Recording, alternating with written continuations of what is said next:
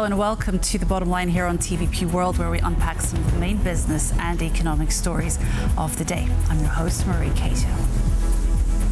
Amidst all the economic uncertainty in Europe, the Czech Republic has emerged with half-decent figures for the second quarter for 2025, with 2.4% GDP growth. This growth is ascribed to the Czechs earning and spending more, but is this sustainable with the US tariffs kicking in later this week?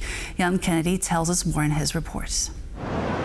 The Czech Republic is growing. Its economy expanded by 2.4% from April to June. Experts say this comes amidst a rise in real wages, prompting Czechs to spend more.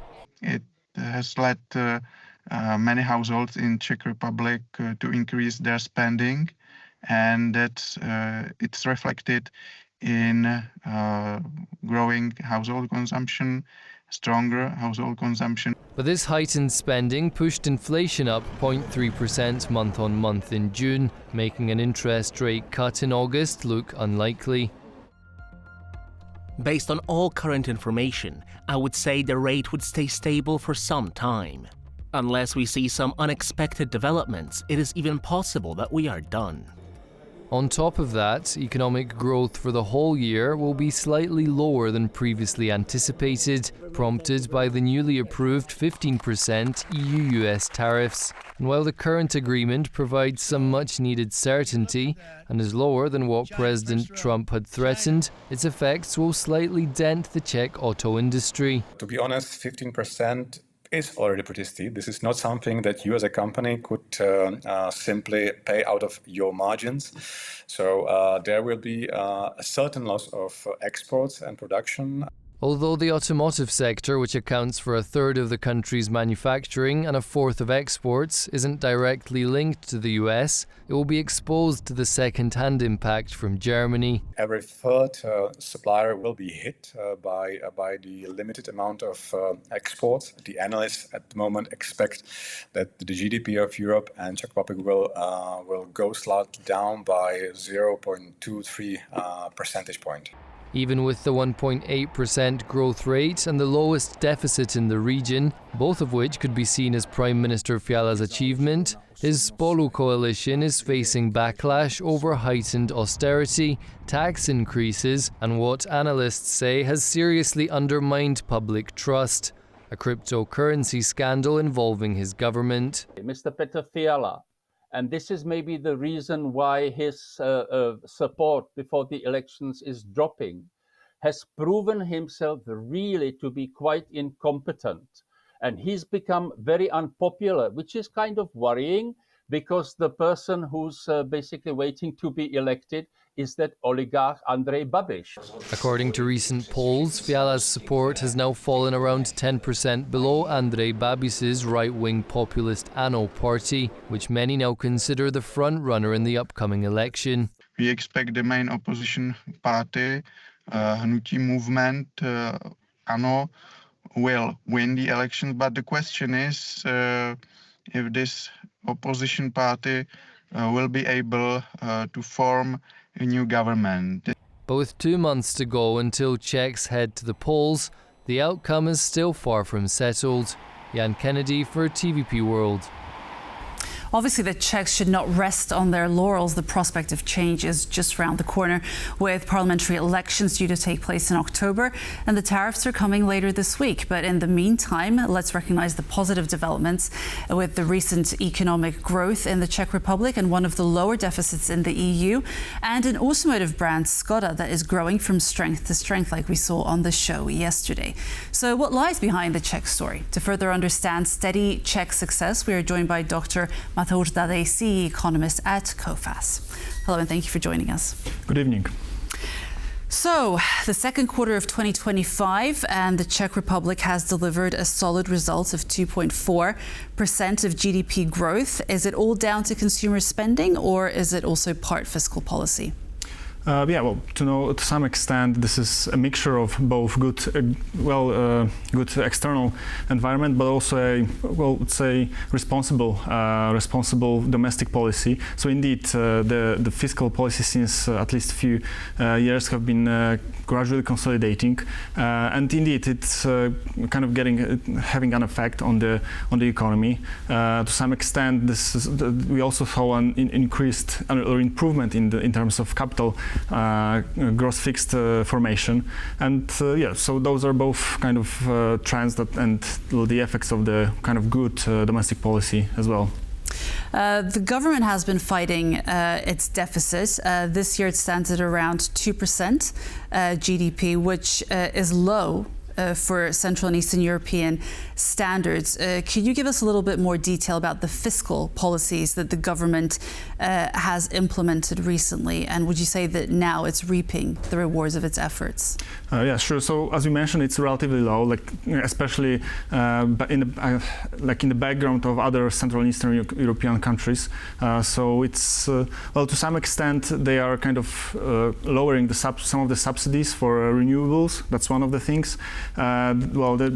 On the other hand, they are kind of trying to increase some of the income taxes, especially for the low, kind of upper income grades.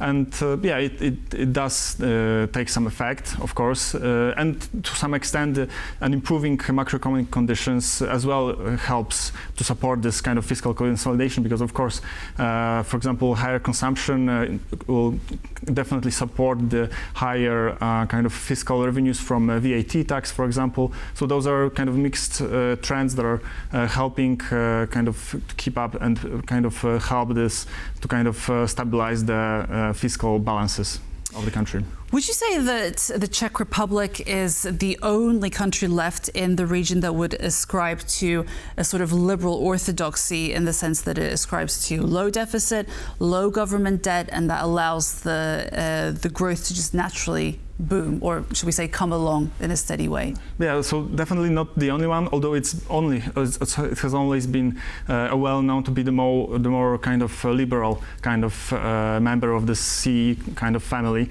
Indeed, so for example, we have like Bulgaria, that's, although the kind of conditions or the environment that Bulgaria faces, so they are kind of trying to access to the Eurozone, it kind of forces them or constrains them to kind of keep the deficit rather low, although they've been always having a rather moderate fiscal policy, and it kind of shows in their GDP per kind of public debt as a share of GDP, which is relatively low, comparable to Czech Republic as well.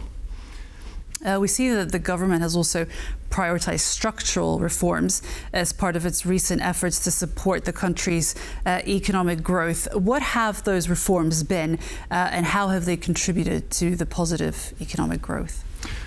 Sure. So it's part of this is government, of course, the structural changes. But we also saw from the point of view of domestic policy a reduction of interest rates. So the kind of central bank is gradually easing the monetary conditions, at least since 2024.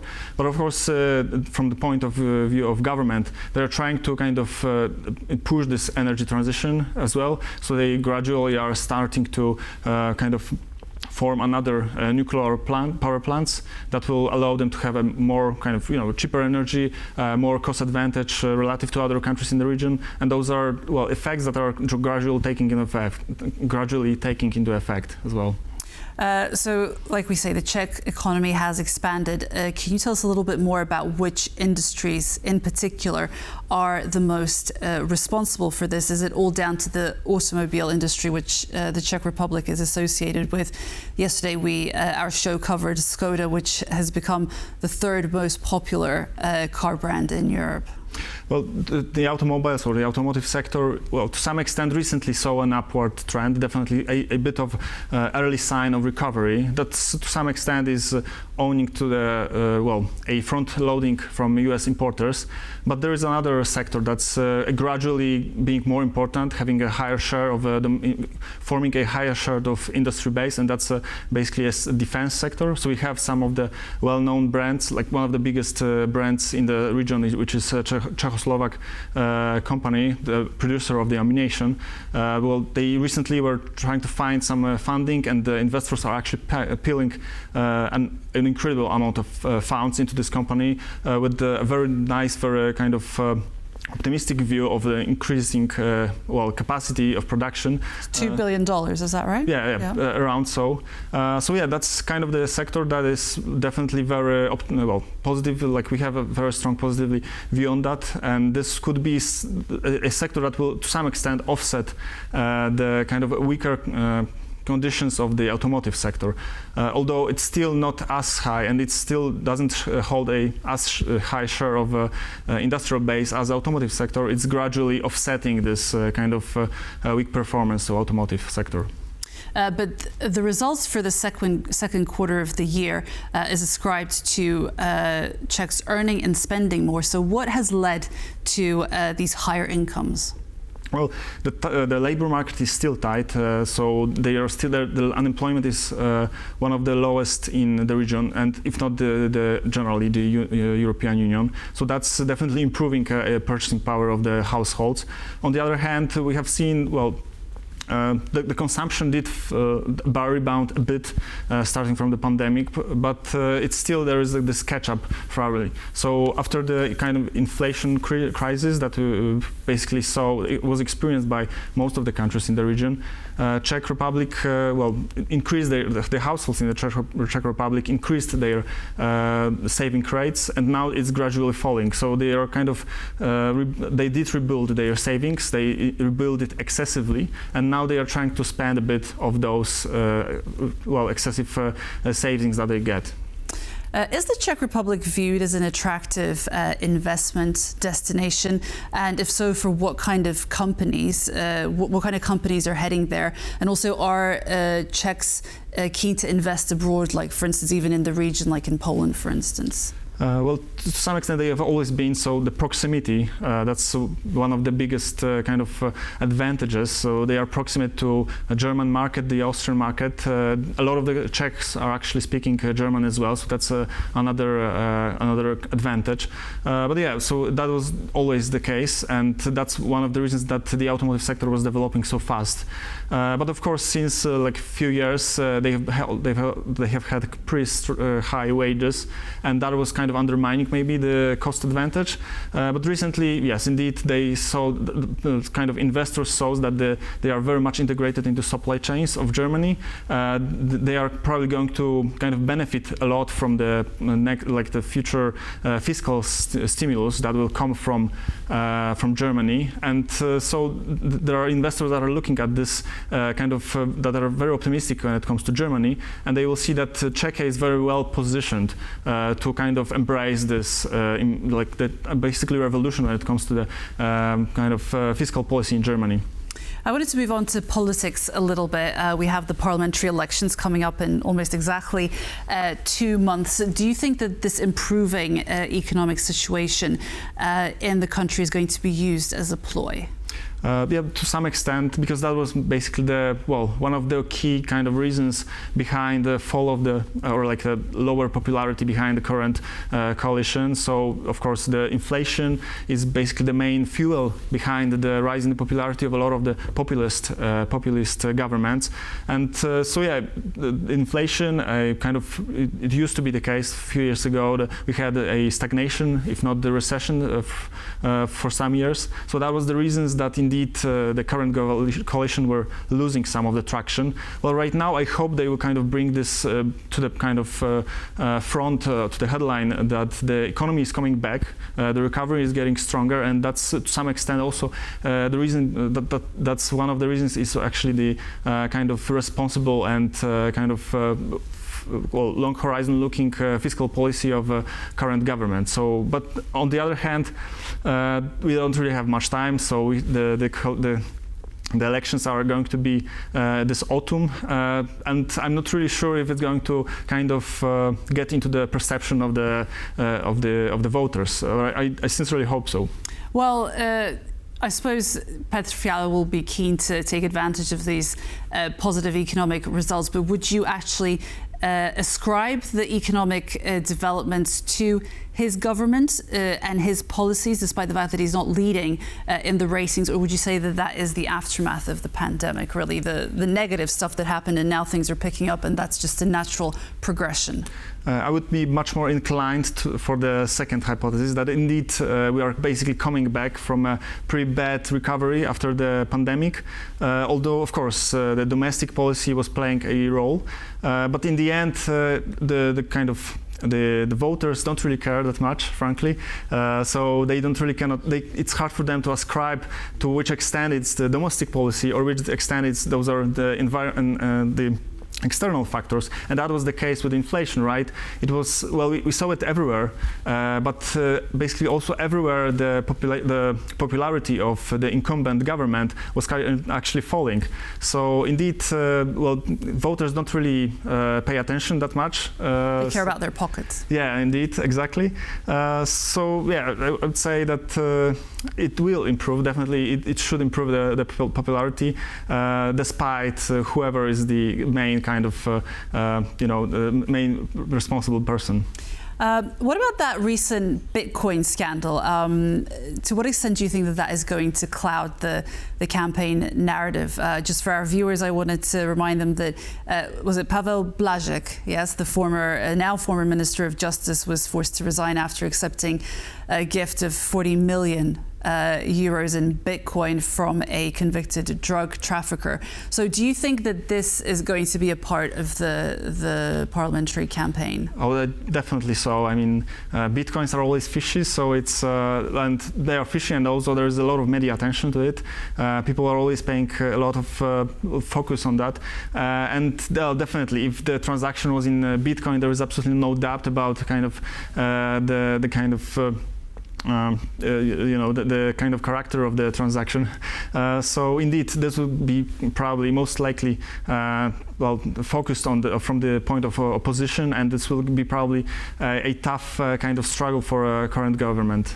Definitely so. The initial commentary that's coming out of this trade deal that's been struck between the US and the EU is that it won't really affect our region, the Central and Eastern European region, too much, and that any effect will be secondary in the sense that it goes through Germany, and that the Czech GDP is only going to go down by 0.2% this year. Would you agree with that, or do you think that these initial assessments are a little bit too hasty?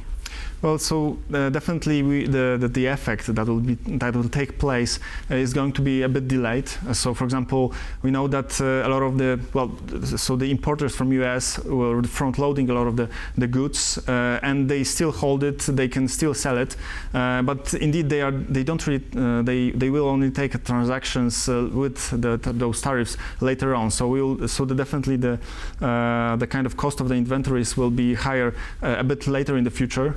But yeah, I mean, indeed, we are still much above the historical average, or especially what was the average effective tariff rate last year.